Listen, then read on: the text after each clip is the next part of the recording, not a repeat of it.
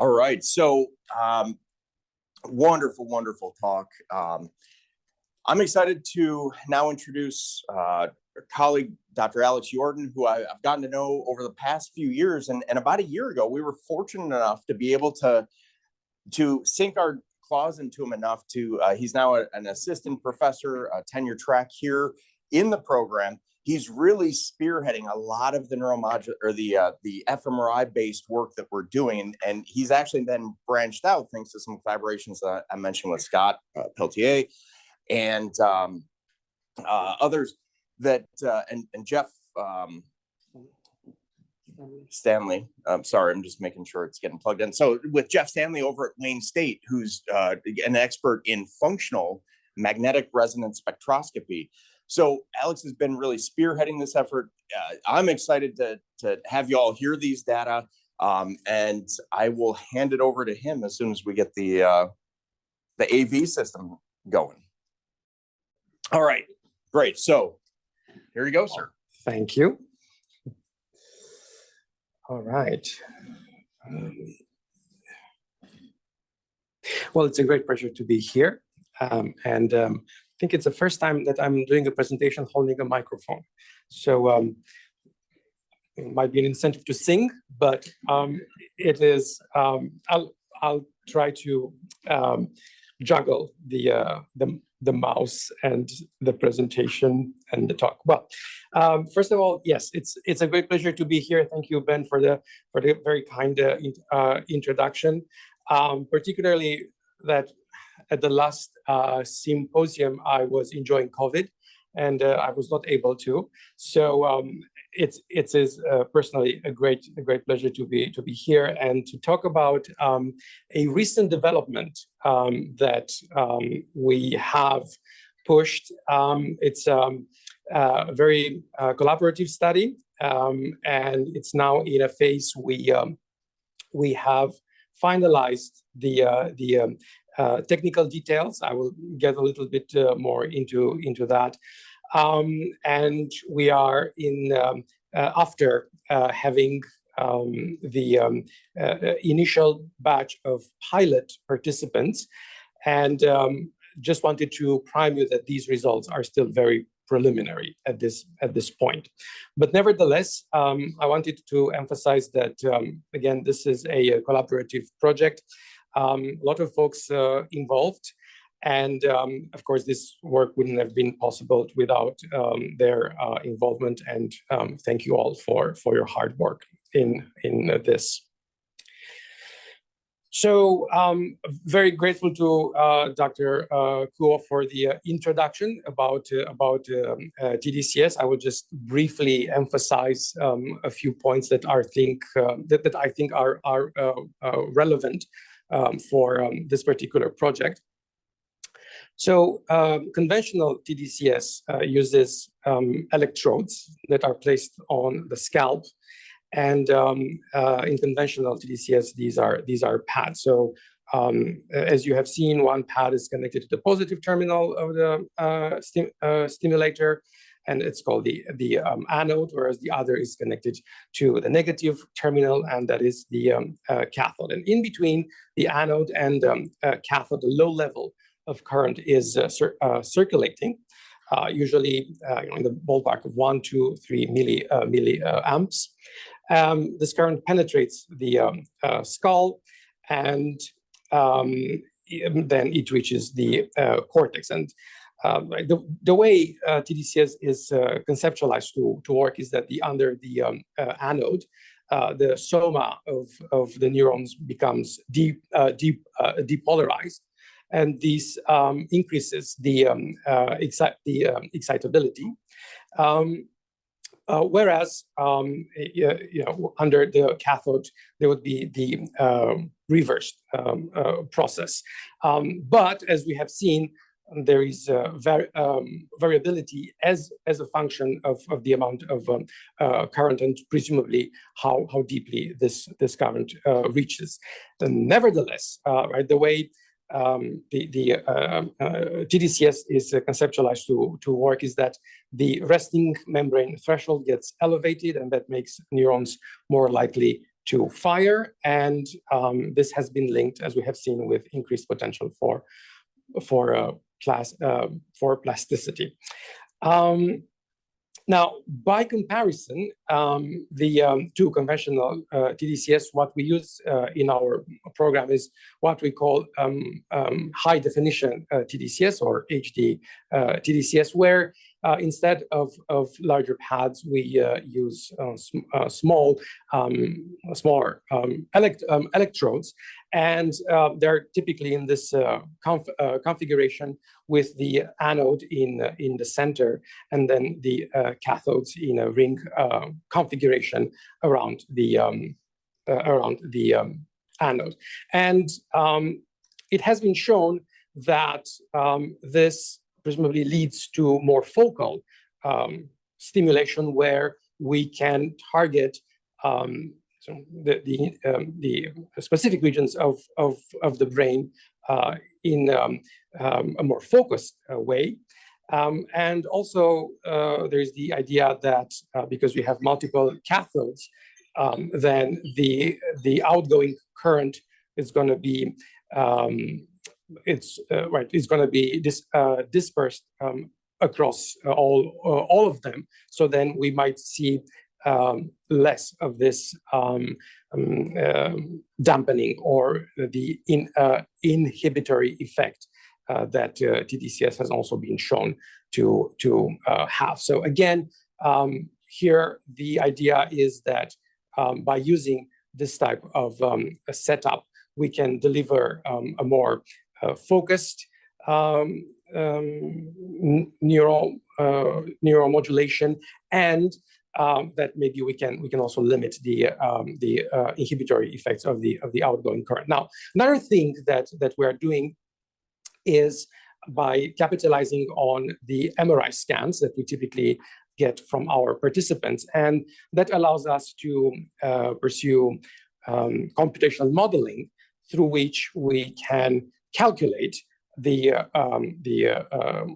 current, and that's based on the subject's anatomy and the known conductivity values of the different types of tissues. So the way this is done typically, right, we get the T1 or the anatomical scan that gets segmented in the different tissue types, and then by using a specific software, we can calculate, given the configuration of our electrodes, the amount of current that gets delivered to the level of the brain. And again, this is not a measurement, it is modeling, but it has been shown that these models are typically pretty accurate. So the focus of this project that I'm telling you about today is to examine what are the metabolic mechanisms of neuroplasticity induced by HD TDCS. So in this study, we are focusing on the lateral prefrontal cortex. This is on a standard brain. This is the configuration that we are using with the anode at F5. So that is going to be targeting the left inferior frontal gyrus, and this is a model that has been run on this participant. So see that we can reach up to 0.5 volts per meter in this model. The idea, as again Dr. Kuo kindly presented, is that TDCS presumably modulates cortical excitability via primary effects on neurotransmitters such as glutamate, which is the main excitatory neurotransmitter in the brain. So the idea is that as a consequence of TDCS, there is enhanced production and regulation of glutamate, and that is going to be shown presumably in both at the level of the astrocytes, but also at the level of the neurons. So as a result of TDCS, again, presumably there is an upregulation in glucose uptake and increased TCA cycle activity. and transformation processes, and these lead to a rise in glutamate. And again, because glutamate is the primary excitatory neurotransmitter in the brain, then we're going to see this effect at the level of the postsynaptic neurons. So what happens then? Again, it is presumed that we're going to see a shift of the excitatory inhibitory balance in the brain. And we have illustrated here, right, for active TDCS, so when we are actually delivering the current, it is expected that as an increase of the concentration of glutamate, that would lead to a shift in this excitatory inhibitory balance towards increased excitation. Now, what I'm showing here, and I'm going to go back to this type of image, but just briefly to mention, so this is a spectra that's obtained using MR spectroscopy, and in black there is the it's the full spectrum that we can record, and then in blue is basically the fingerprint of glutamate. So basically we examine the fit of this fingerprint over this signal, and then we can calculate the concentration of glutamate in a specific region in the brain. And again, I will get into more details in just a bit.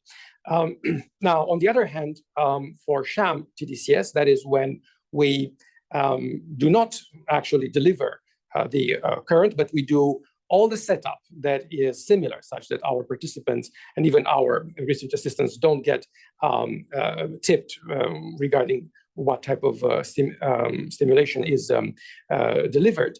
Then we expect that this excitatory inhibitory balance to be unchanged.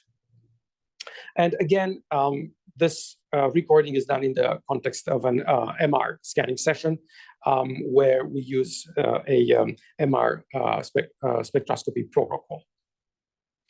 Now, the other aspect that I think it's relevant for this study is this idea of functional targeting, and this is based on on the results of a previous investigation from our program.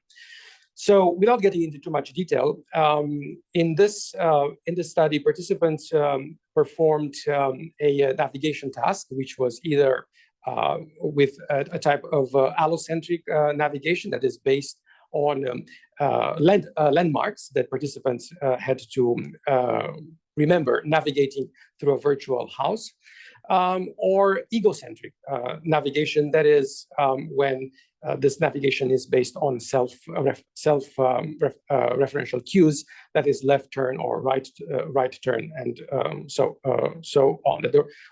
Basically, there were no landmarks that could aid in the navigation process. And in this study, we had both a group of healthy older adults and individuals with mild cognitive impairment. And we administered TDCS, HD TDCS, over the over the right superior parietal cortex, which is an area that we know it's involved in navigation, and it's part of the networks that are involved in spatial navigation. And as a brain index, we use the measure of network segregation, which is a measure of how functionally distinct networks in the brain are. And it has been shown that basically the more distinct the networks are, then the more efficient behavior is. So again, in this particular study, we saw that for the healthy controls, there was no difference between the sham and active stimulation conditions. And again, this was based just on a single TDCS session right before navigation task.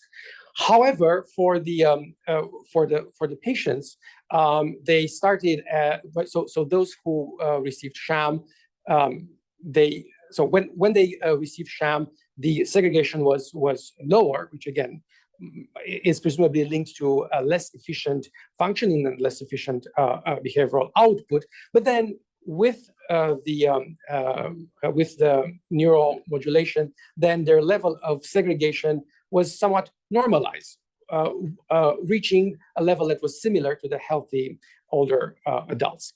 But very interestingly, this was only task specific. So when we looked at the resting state data, there was no difference. So again, the effect of TDCS seemed to have been related to the context of engaging the relevant mechanisms, and then and there was no difference between the allocentric and the egocentric conditions. However, during rest, when there was no particular need in engaging those mechanisms, we saw no difference. So that led us to this question of the role of engaging the relevant mechanisms. And the two main questions that we were asking is whether HDTDCS modulates neural excitability specifically during task performance, and whether the effect might vary as a function of clinical phenotype. So we designed a clinical trial which is upcoming, and in this study we have two scanning sessions, and we have two groups. So the participants with cognitive impairment and healthy controls. There is an initial scan, the baseline scan, where they perform an associative memory task, both using the MR spectroscopy recordings, and then it's followed by a functional magnetic resonance imaging using the same task. And then the individuals get randomized to either a active TDCS or sham TDCS, which follows at least 48 hours after the initial scan. And then immediately after the neuromodulation, we have another scanning session, again, in both modalities. We're interested to see whether TDCS influences the concentration of glutamate in the targeted region, the left inferior frontal gyrus, which is a region that has been shown to be engaged with it's basically critical for the performances of associative memory tasks. And then we wanted to see also there, from the point of view of the bold signal, the level of activation in the same region. And then basically also to see whether these two, there might be a relationship between the bold signal and the glutamate level. Now, in terms of the task, as I said, this is an object location association task. It's an associative memory task with two phases. One is the encoding phase, and the other is the retrieval phase. Now, for the encoding phase, during each trial, participants first see a common object for a couple of seconds, and then they see the same object located in a plausible location in a virtual room part of a house. And the goal for them is to remember where each of these objects are placed.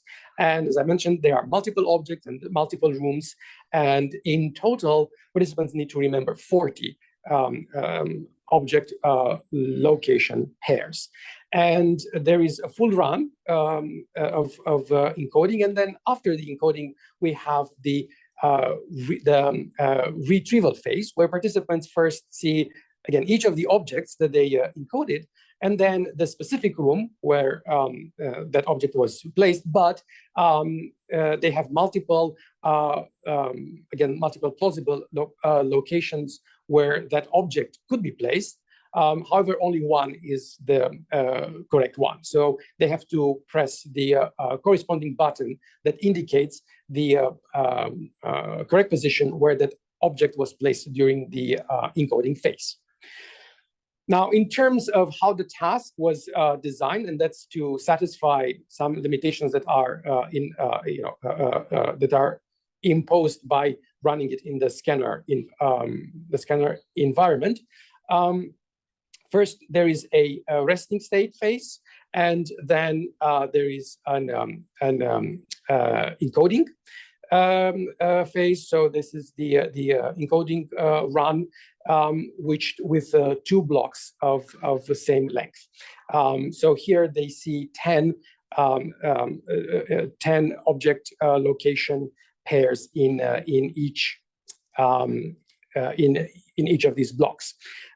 And this is the first encoding run. Then there is the retrieval run, and then this process is repeated again. So in total, there are 4 runs: 2 of encoding and 2 of runs of retrieval. So as I mentioned, we are targeting the left inferior frontal gyrus, and the reason is that this is a region that is critical for the performance of the associative memory task.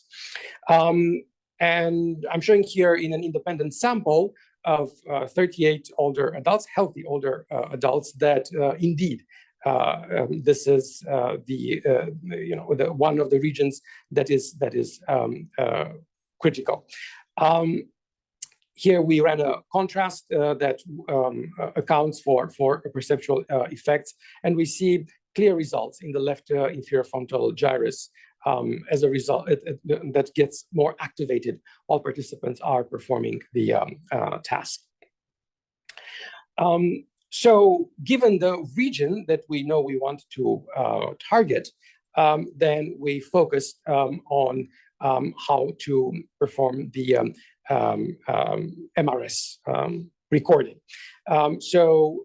We identified the region in this independent sample. This is in the standard MNI space. Then we place the MR voxel in the same region, and then using a process by which we then basically morph from the standard template to an individual's brain, that would ensure that we are targeting this specific region, taking into account subject's anatomy, and that this region is going to be kept constant across sessions, from the first to the second session, and across participants. So this automatic placement of the MR voxel ensures that we are targeting the specific region each time. Here, I'm showing basically how the results are determined. So we have here on the x-axis, this represents the chemical shift, which is a unit that shows the frequency of a molecular environment relative to a reference. And on the y-axis, this is the intensity of the MR signal. Now, each of these peaks corresponds to a different metabolite, and the one that we're targeting here, it's the glutamate.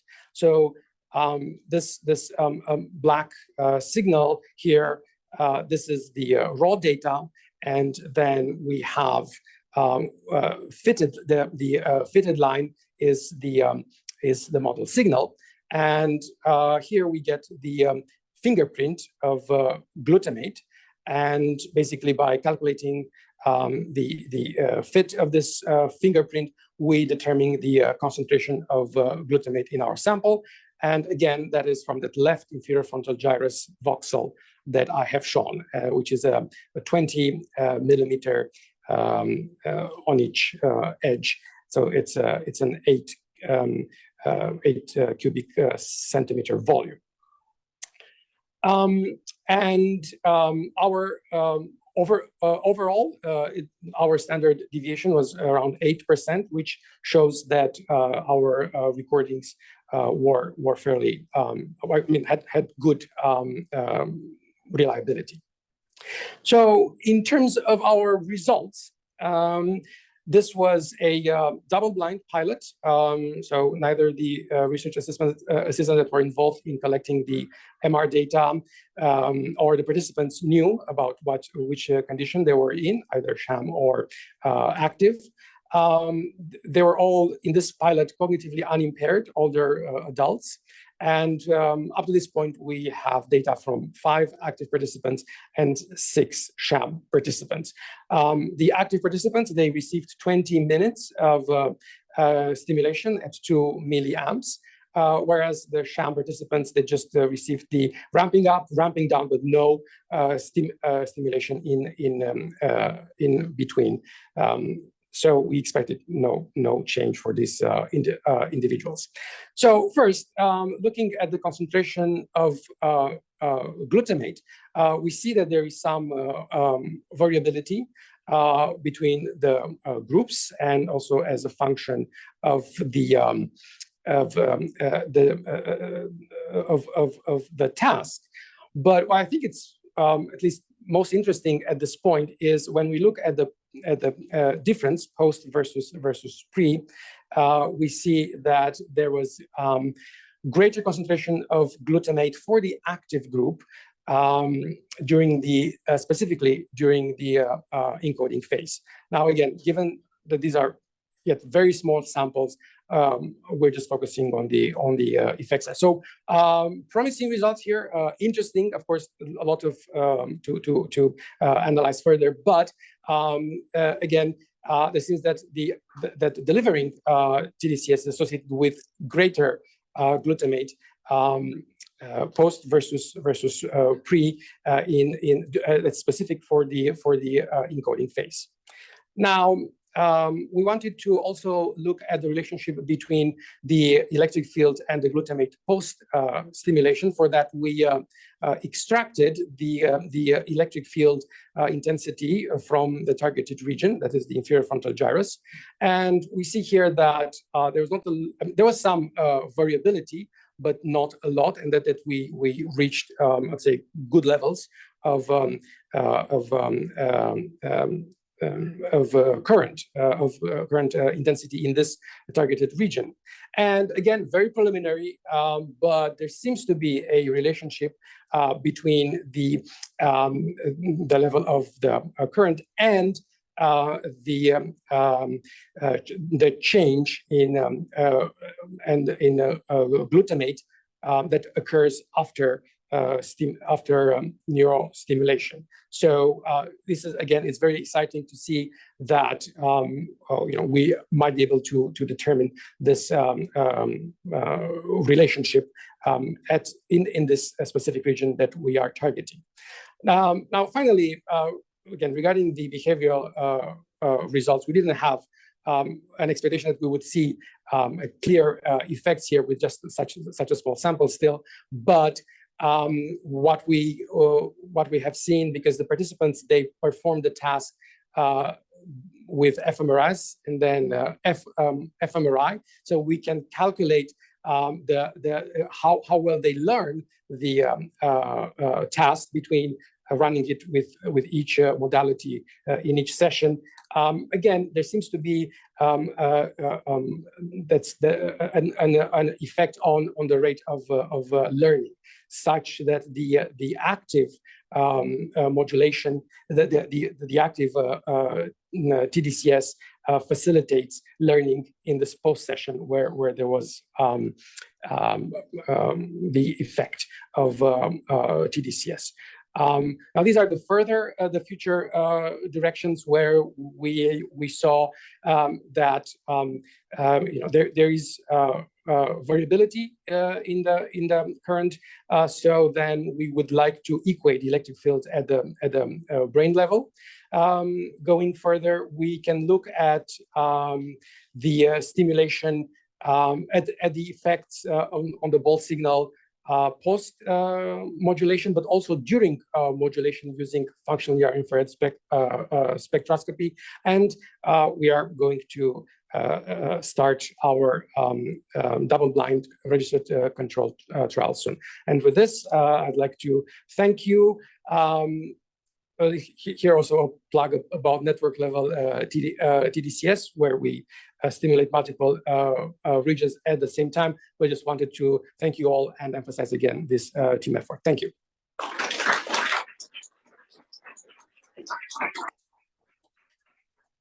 Hey, so to make sure we stay on schedule, we've probably got time for one question as Stephen is swapping the computers out. But any questions for us? I love that the nature of the project. Again, you heard expertise. Jeff Stanley, who's the guru with functional MRS. Scott helping to make sure that it's programmed and working on the scanner. And then Alex kind of putting all the pieces together. So any questions for Alex? Very short, very interesting data, and many thanks for sharing this. For MRS, did you have a look also at GABA concentrations and alterations?